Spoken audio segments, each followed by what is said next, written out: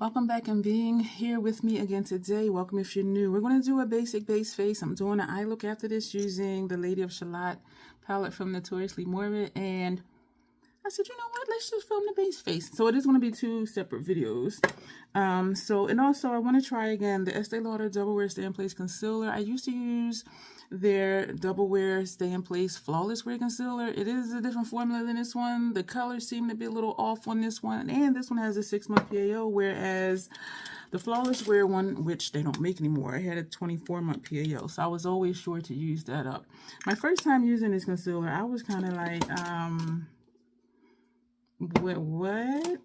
Because I did put it on first, and as with the Flawless Wear one, when they were making it, it said to put that on top of your foundation. And so I was really close, like, girl, just return this. And it's $38. And I know I'm not going to be buying it every 6 months, even though I will use it till it is used up. I do have one under my eye, the City Beauty Brightening Eye Cream. And the lip oil I put on was from City Beauty.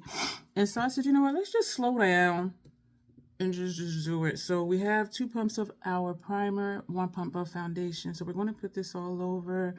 And let me turn my mirror so I can see it. Or I can just look where you are, right? Or I usually kind of put the mirror under it, don't I? I think that's what I usually, yeah. I feel like I haven't done this in a while. Like, I don't know what is happening. I am still sleepy. I did sleep well. Yeah, this is hormone week. And as if we don't have hormones all the time. This is the placebo week. And surprisingly, today is Thursday. And the placebo week starts on Sunday. So I'm like, okay, you're starting kind of late this week. And yesterday I was thinking it was going to just skip. I am 55. I started perimenopause when I was 33. That's when I started getting hot flashes. That's when I started having estrogen withdrawal migraines. And so I've been in this stage for a long time. And so I was getting excited, like, oh, am I done with that? And then this morning the cramps came and I'm like, oh man, here it comes. So So I'm guessing it'll be short-lived because the active week starts Sunday and today is Thursday. And there is a live stream tonight, which I am excited about. So hopefully that just means they're getting shorter, unless this is just like a one-off. I don't know. Time will tell for sure. Time always tells. Always tells. All right, so the concealer, Estee Lauder, excuse me, Double Wear Stay in Place Concealer 4N is the shade I wear in their foundation. This is lighter than here. And what I didn't like is that this is brightening, whereas the other 4N, the Flawless Wear one, it wasn't. And I don't look to brighten my under eye area because I don't think it looks natural, because I know what my under eye look like. My preference is to have my under eye area the same color as the rest of my face, or the majority of my face, because I have different undertones in different parts of my face. But it's just my preference is that it'll just blend in with the rest of my face. And so I didn't like how it brightened. But then I did put it on underneath my foundation, and I didn't like it at all. I put the Natasha Denona NY12 under my nose on top of foundation, and I put some of the Estee Lauder, this on top of it. And I don't know, I was too quick. I'm like, let me just, and I realized that about me, like in the past, if I didn't like something the first or second time, I would be like, okay, I'm done. But then as I went along in my makeup journey, I'm like, just give stuff a chance. Like, just like a legitimate chance. Like, just let it do what it do and just calm down. And so that's part of this, is just slowing down and just really giving it a chance and trying it different ways, and not just use it one way and be like, yeah, that sucks. Well, not that it sucked, but it was, I just didn't like how it was brightening. So this is me somewhat trying new things, but more so just giving things more of a chance and trying different ways. Down here, I can still see the discoloration under my eye. Up here, I think it looks okay, and we still need to powder down and all of that. Oh my gosh, you see how this is not padding out? That dries quick. It is a full coverage. Oh my gosh. It is a full coverage concealer. I still see a lot of, let's take the NY12 from Natasha Denona. It doesn't do anything for under here, I don't think. So let's put this here. Let that sit for a minute. What are we going to do now? Because we already did do the brows. I have one use, I think, left. This is all that's left of this pencil, is that little nubby nub. And I do have a backup right here, ready and waiting. Yeah. So what am I going to do? I'm going to go ahead and pat this out. I'm just trying to give it a few seconds to settle in. And then we're going to set the face. We're going to do a quick, I think we're just going to use one bronzer, one highlighter, one blush. I do like that better. I kind of, where I'm looking at right now, this is me looking at you. Hey, this is me looking at me. This is me looking in the mirror down here. Where I'm looking up here, it does look like it's evened out with the rest of my face. And I even like how this area looks right here too, having put the NY12. However, when I look in the mirror down here, I still see discoloration under my eye and I still see darkness like right here. So and we are going to put on, you know, powders and all of that too. And so and y'all see I only use a little bit. I only use a little bit. I don't use a lot. I don't do the triangle and all of that because I'm not trying to brighten. And I know that's a thing. I just don't like it for me because I know what I look like. And I don't want to brighten like the center of my face. So we're going to just tap that out really quick because it dries fairly quickly. And by the time we put on powders and everything else, I do think I'm hoping I will like it better. Because I was really going to take this back like the next day. And I'm like, girl, just calm down. And plus, I didn't feel like going out. And so down here, it looks better in the mirror down here. And pat this out and then put on powder. And I know this is natural. And most people do have some discoloration around in those areas. I'm sorry, I got distracted by a hair hanging out of the brush and I was trying to pull it out, but it wouldn't come out. Fashion Fair City Loose Powder Truly Tawny. So I'm feeling okay today. I'm just, you know, that hormonal lull where I just want to just chill. And so this is, I probably said it already, Fashion Fair City Loose Powder Truly Tawny, which is my color. For the, oh man, it'll still be okay.